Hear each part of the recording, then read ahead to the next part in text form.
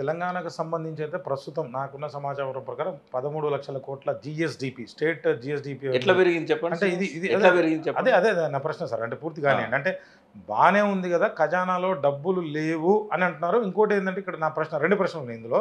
అంటే 2% 3% ఉన్నటువంటి government job హోల్డర్లకే ఈ జీతాలను ఇవ్వటం వల్ల సగానికి పైగా డబ్బు అక్కడే పోతుందని చెప్తున్నారు. అంటే మీరేం చెప్తారు? ఇది జేపీ కూడా చెప్పారు. ఇది పెన్షన్ స్కీమ్ అనేది కూడా మొత్తం మనం తీసేసి ఏదైతే అమెరికాలో మీకు కూడా తెలుసు, డోజ్ అనే సంస్థ గురించి మీకు కూడా తెలుసు, అర్జెంటీనా కావచ్చు, ఇట్లాంటి వాళ్ళందరూ కూడా ప్రభుత్వ ఉద్యోగుల్ని తొలగించి ప్రైవేట్ రంగాన్ని ప్రోత్సహించి ఆర్థిక అభివృద్ధికి తోడ్పడే విధంగా వాళ్ళు చేయగలిగారు.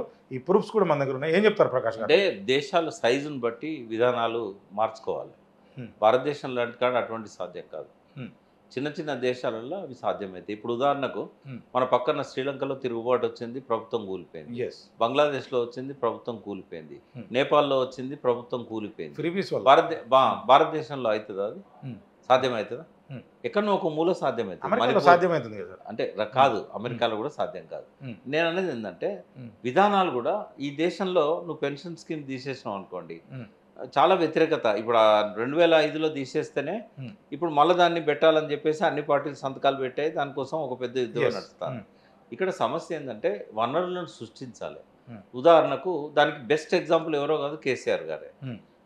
2014లో మనం అధికారంలోకి వచ్చే నాటికి, బీఆర్ఎస్ అధికారంలోకి వచ్చే నాటికి ఆనాడు ఉన్న ఎకానమీ ఏందనేది మీకు చెప్తారు. మొత్తం పన్నుల ద్వారా వచ్చే ఆదాయం 29,000 కోట్లు. మొత్తం బడ్జెట్ గ్రాంట్స్తో కలిపి 61,000 కోట్లు. వితౌట్ గ్రాంట్స్ 52,000 కోట్లు. 2014 అంటే 57 ఏళ్ల సమైక్య రాష్ట్రంలో, అంతకుముందు 5 ఏళ్ల పౌర ప్రభుత్వం, బూరుగుల రామకృష్ణారావు గారు హైదరాబాద్ ముఖ్యమంత్రిగా 5 ఏళ్ళు ఉన్నారు. అంటే 57 + 62 62 సంవత్సరాల్లో తెలంగాణ ఆదాయం 62,000 కోట్లు గ్రాంట్లతో కలిపి.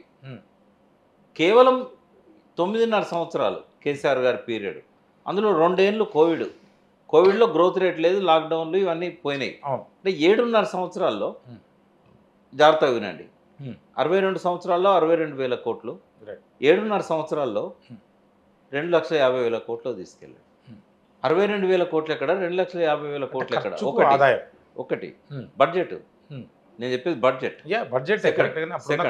సెకండ్ 29,000 కోట్ల ట్యాక్స్ ఆదాయం రావడానికి 62 సంవత్సరాలు పట్టింది.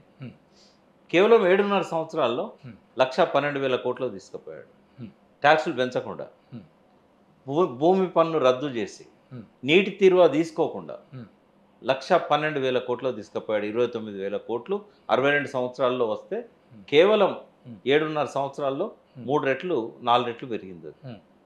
96,000 తలసరి ఆదాయం. ఏ రాష్ట్రంలోనైనా ఏ దేశంలోనైనా తలసరి ఆదాయం అనేది ఉంటుంది. 96,000 రూపాయలు మన తలసరి ఆదాయం 2014 తెలంగాణది. అది రావడానికి 62 సంవత్సరాలు పట్టింది. బట్ కేవలం 7.5 సంవత్సరాల్లో 3,50,000 రూపాయలు తీసుకెళ్ళాడు. 3.5 లక్షల కోట్ల జిఎస్డిపి అంటే ఏంటంటే, అంటే మీకు తెలుసుకోవచ్చు, చూసే వాళ్ళకి తెలియదు. ఇప్పుడు ఐటీ ద్వారా మన ఉత్పత్తులు, వాటి విలువ, వ్యవసాయ ఉత్పత్తులు, వాటి విలువ, ఇండస్ట్రియల్ ప్రొడక్షన్, దాని విలువ, అన్ని రకాల మత్స్యశాఖ సంపద, అన్ని కలిపి, అటవీ శాఖ, రిజిస్ట్రేషన్స్, ఈ మొత్తం కలిపి మన జిఎస్డిపి లెక్క చేస్తారు. అది 3.5 లక్షల కోట్లు ఉండే 2014లో. అది 62 సంవత్సరాల్లో సృష్టించిన సంపద కేవలం 7.5 సంవత్సరాల్లో 13,50,000 కోట్లకు పోయింది. ఇప్పుడు అది రేవంత్ రెడ్డికి అవగాహన లేకపోయినా, దాన్ని నేను ముందుకు తీసుకుపోయే తెలివితేటలు లేకపోయినా, ఈ ప్రభుత్వం తిరోగమనంలో ఉన్న జిఎస్టిపి మాత్రం తిరోగమనంలో లేదు. 15 లక్షల కోట్ల పోయింది. అది ఇప్పుడు 16 లక్షల కోట్లలో ఉంది. అంటే పునాది ఆయన ఏదైతే వేసిండో అది కంటిన్యూ అవుతున్నది. ఆ వ్యవసాయ రంగం కావచ్చు, ఆ పారిశ్రామిక ఉత్పత్తులు కావచ్చు. అంటే రేవంత్ రెడ్డి వచ్చినంత మాత్రాన అది దిగిపోయిందని కాదు. బట్ ఆ గ్రోత్ కంటిన్యూ కావడానికి ఎవరు కారణం అంటే కేసీఆర్ కారణం అవుతాడు. ఇప్పుడు చెప్పండి, కేసీఆర్ గారు చేసింది తెలివైన పనా, లేకుంటే రేవంత్ రెడ్డి గారు చేస్తున్న తెలివైన పని? అది ప్రజలే నిర్ణయిస్తారు సార్. అంటే దీనికి సంబంధించి ఎవరితోనన్నా మొన్న కాంగ్రెస్ వాళ్ళతో మాట్లాడితే ప్రజలే చూసారు కదా, ఆయన అభివృద్ధి చేస్తే మమ్మల్ని ఎందుకు గెలిపించారని. సరే, అది వేక్ క్వశ్చన్ అయి ఉండొచ్చు. కేసీఆర్ గారిది ఈ అవినీతి అని వీళ్ళు ఏదైతే 1-10 సార్లు ప్రచారం చేశారో, గోబెల్స్ అనేవాడు అవుట్డేటెడ్. రేవంత్ రెడ్డి గోబెల్స్ పేరు కాడ ఇప్పుడు రేవంత్ రెడ్డి పేరు పెట్టాలి. అసత్య ప్రచారాలకు ఎవరు ఆద్యుడు అంటే గోబెల్స్ ఆద్యుడు, కానీ గురువుని మించిన శిష్యుడు. మీరు టీఆర్ఎస్ పార్టీ లేరు ఇప్పుడు, బీఆర్ఎస్ పార్టీలో. నేను ఇప్పుడు ఏ పార్టీలో లేకపోయినా రేవంత్ రెడ్డి విషయంలో పచ్చి అబద్ధాలు మాట్లాడుతున్నాడు అనేది మాత్రం అర్థమయ్యేంత తెలివి ఉంది నాకు. నేను మేధావిని కాదు, కానీ రేవంత్ రెడ్డి మాట్లాడేది నిజం కాదు, అబద్ధము, అసెంబ్లీ సాక్షిగా అబద్ధాలు ఆడుతున్నాడు అనేది అర్థం చేసుకునేంత తెలివి అయితే ఉన్నది నాకు.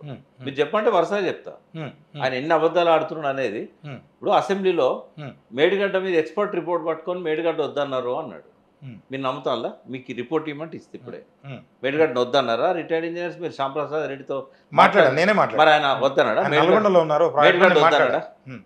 పీసీ ఘోష్ కూడా వద్దని రాసిందని చెప్పాడు. మరి అబద్ధాలు మాట్లాడితే ఎట్లా? ఒక ముఖ్యమంత్రి అబద్ధాలు మాట్లాడవచ్చా? ఆ సీటుకు గౌరవం ఇవ్వాలి కదా మనం. మరేం చేస్తాం? అంటే ఇట్లాంటి వాటిని అరికట్టడానికి అంటే రాష్ట్ర ప్రభుత్వాన్ని ఇట్లాంటివి చేస్తాం. తెలంగాణ ప్రభుత్వం అని మాట్లాడుతున్నాను. అందులో నేను మీకు ఇందాక చెప్పా, పెళ్లి నల్లదత్తులని కాంగ్రెస్ బీఆర్ఎస్ టీఆర్ఎస్ నాకు అనవసరం. ఎట్లా అరికట్టాలా, ఏం చేయాలా, అభివృద్ధి చేయాలంటే మీలాంటి వారు ఎట్లాంటి సలహాలు గవర్నమెంట్కి ఇవ్వాలి? నేను ఏమంటున్నా అంటే స్వాతంత్రం వచ్చినాక అమృతోత్సవాలు చేసుకుంటున్నాం 75 సంవత్సరాలు. ఇప్పుడు 78 ఏళ్ళు అయింది. కనీసము అక్షరాస్యులను తయారు చేయలేకపోయినాం.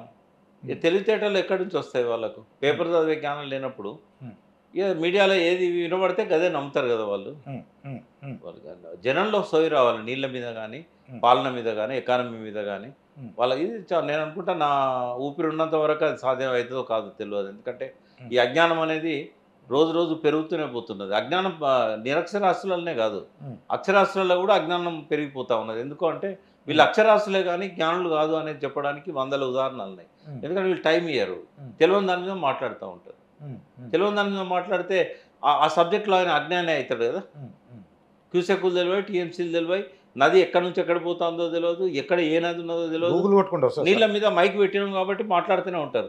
ఒక సందు మొదట్లో నిలబడితే ఏమైందంటే ఆనంగా వచ్చాడు ఈనంగా వచ్చాడు, నేను ఇటు ఎస్క్యూబ్ ఆఫీస్కి ఎట్లా పోవాలంటే వాళ్ళు తెలియకపోయినా ఇటు పోమంటారు, TV9కి ఎటు పోవాలంటే గడు పోమంటారు, మా శ్రీనివాస్ ఫలానా బీఆర్కే న్యూస్లో ఉన్నాడు ఎటు పోవాలంటే వాడు నాకు తెలియదు అని చెప్పాడు. ఎందుకో నామోసి అది.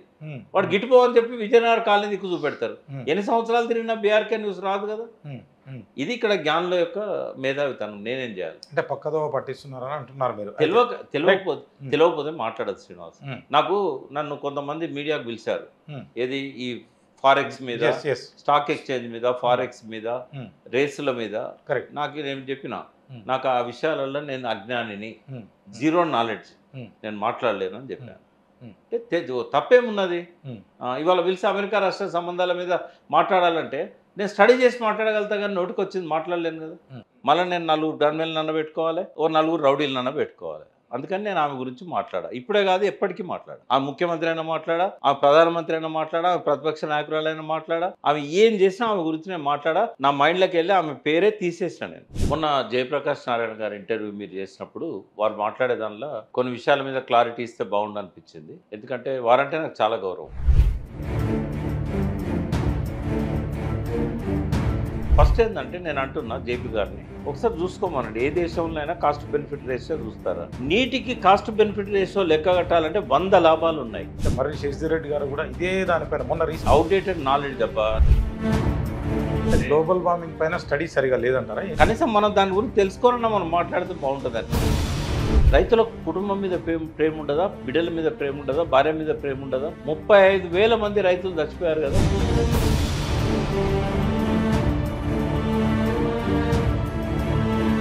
అంటే ఇదంతా నీళ్లు లేకనే కదా. పంటలు పండితే ఎందుకు పోతారు? దీంట్లో ఎమోషన్స్ ఏం లేవు. కవిత గారు అన్నట్టు, తన కూతురు అన్నట్టు దీంట్లో జరిగింది అవినీతి అని ఓపెన్ స్టేట్మెంట్ ఇచ్చారు. అంటే కేసీఆర్ ప్లేస్లో ఇంకో సీఎం ఉంటే 40,000 కోట్లు 80,000 కోట్లు అంటే మీరు కూడా చప్పట్లు కొట్టేవారు. కాంగ్రెస్ వాళ్ళతో మాట్లాడితే ప్రజలే చూశారు కదా, ఆయన అభివృద్ధి చేస్తే మమ్మల్ని ఎందుకు గెలిపించారు? చూసేకులు తెలివాయి, టీఎంసీలు తెలివాయి, నీళ్ళ మీద మైక్ పెట్టినాం కాబట్టి మాట్లాడుతూనే ఉంటారు.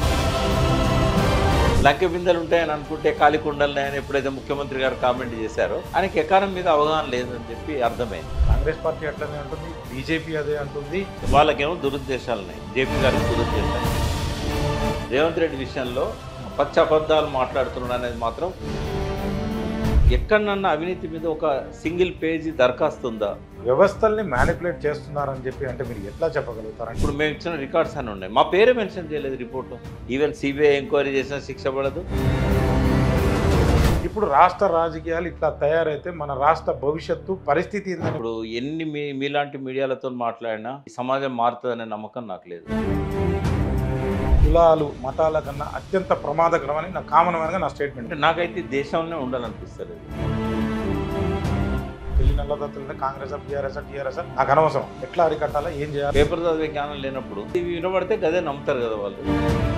అంటే తెలంగాణ ప్రజలు సుఖంగా ఉండాలంటే ఏం చేయాలి? ఈ అబద్ధాలు, ఎమోషనల్ స్పీచెస్ ఇవన్నీ వినడం మానేస్తే వాళ్ళ ఆరోగ్యం బాగుంటుంది.